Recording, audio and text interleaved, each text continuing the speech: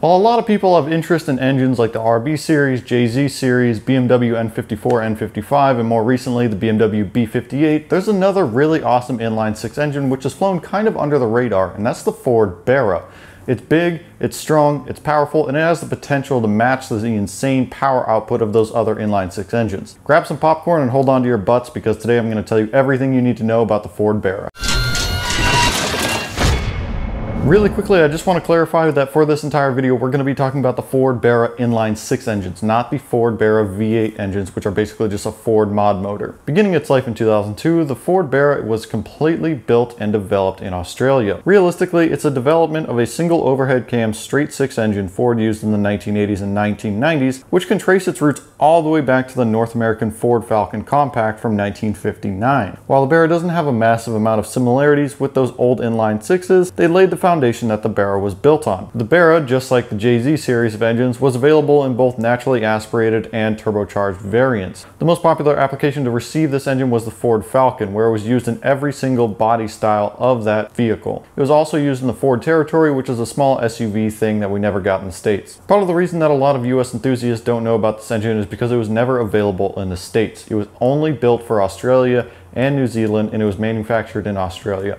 This is a lot different than something like the JZ series engine, which was available all over the world in multiple configurations. To give you a rundown on some basic information, the Barra is a 4-liter inline six engine with dual overhead cams, variable valve timing, a cast iron block, cast aluminum cylinder head, and as stated earlier, some variants are turbocharged. Power outputs range from 209 horsepower and 276 pound-feet all the way up to 436 horsepower and 425 pound-feet. Throughout the years, there were a lot of additions and changes to the Barra, but for the most part, they're all pretty similar to each other. One thing you might notice from the power figures I mentioned is torque. Compared to something like the JZ or RB series, the Barra makes a massive amount of torque, which can be attributed to its long 99mm stroke and its large 4 liters of displacement, as well as other things that we're going to talk about a little bit later in the video. Looking more closely at the cylinder head of a Barra shows just how physically large this engine is. The cylinder head on a Barra is about 6 inches longer than a similar cylinder head from a JZ series engine. This demonstrates how adding extra displacement ends up increasing physical size of the engine. The Barra is very tall and very long.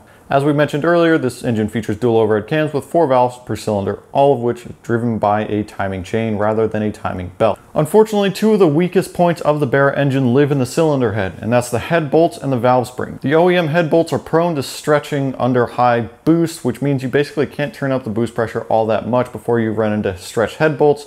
With the head lifting off the engine, you're going to run into some big issues. The valve springs are also too weak to hold up to increased boost pressure, so it's something that needs to be replaced if you want to make big power. One really nice feature that you'll find on many, but not all Barra engines is variable valve timing on both camshafts. The dual cam timing system massively improves efficiency, low end power, and top end power. For turbocharged Barras, the dual cam timing system also improves turbo spool up, ultimately helping the Barra make more low end power and have really good throttle response compared to other turbocharged inline six engines. Looking at the bottom end of this engine reveals why it's so popular. The block is cast iron, it's super strong, and it features a lot of material in all the right places. The crank, pistons, and rods are all massive overkill for the OEM application and are all very strong. Other notable features on the bottom end are the oil pan bolts, which screw in horizontally to the crankcaps, which effectively makes the oil sump a stressed member of the bottom end.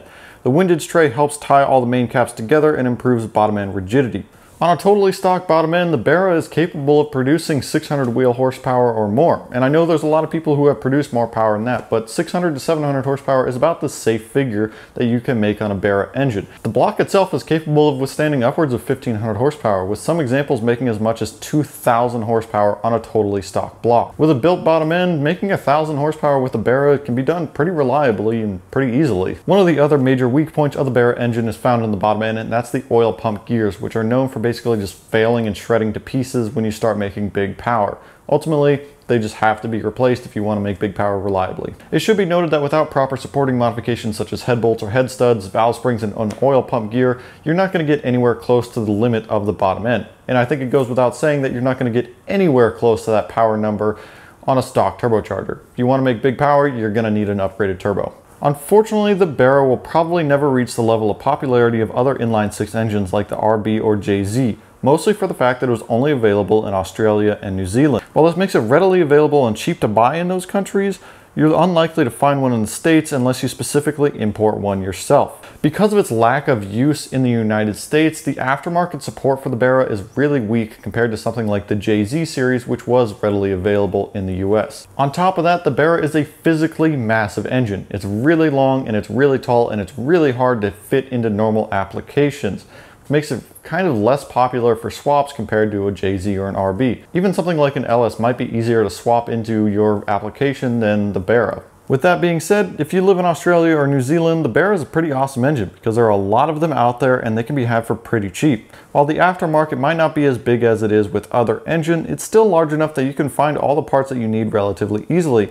And it's pretty easy to replace the head bolts, valve springs, and oil pump gears and stick on a big turbo and make 600 horsepower pretty reliably. Mighty Car Mods did this with their Barra powered project car and they were able to run in the 9s in the quarter mile on a stock bottom end. Unfortunately, Ford Australia killed the Barra in 2016. It died alongside the Falcon and the Territory because of high labor costs and unprofitability with the engines and cars being constructed locally. Out of all the ways to go out, this is probably one of the most depressing ways for an engine to die, but all good things have to come to an end eventually. Personally, I don't know if the Barra will ever reach the level of popularity as something like the JZ, LS, N54, RB series, any of those engines because of its lack of availability in the US.